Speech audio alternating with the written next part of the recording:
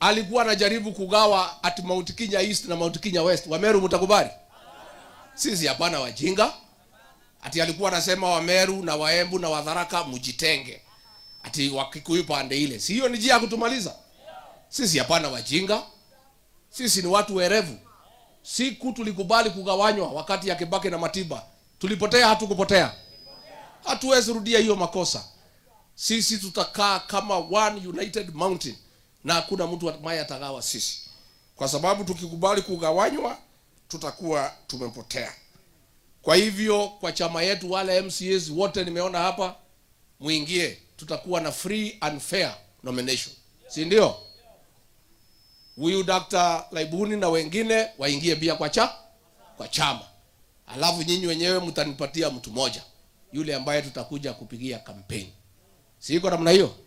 Hata Maoka Maore nimwambia ikia kwa gari yetu. Pana kama msituni, si ndio? Kwa sababu sasa lazima tujipange vizuri. Na tujipange na ile njia ambayo inatakikana. Kwa hivyo mimi watu ya Igebe North, mimi ni mtoto wenu. Na mimi niko hapa. Na hakuna mtu anaweza kunitoa hapa. Si ndio? Si ndio? Si mimi nilikuwa hapa kupigia William Ruto campaign. Mliniona hamu kuniona. Si nilimwambia ni mtu mzuri. Nikija nimwambie ni muongo simtaniamini. Yes. Kwa hivyo mkae vizuri na mjipange vizuri. Na hii shida itaisha. Msijali, ni mwaka tu mbili. Tutagaika tu, shida ni mingi. Alituambia ataweka pesa kwa mfuko. Ile kidogo tulikuwa naye akatoa. Alitoa hakutoa. Sasa na hii mtu alitudanganya.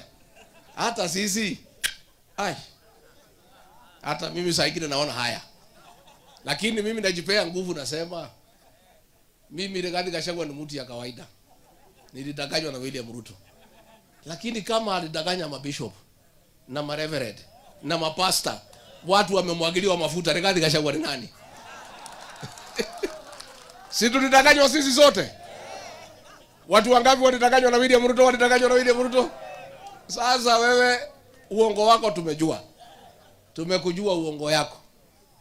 Kesho jioni nitakuwa pale KTN muangalie, nitasema maneno.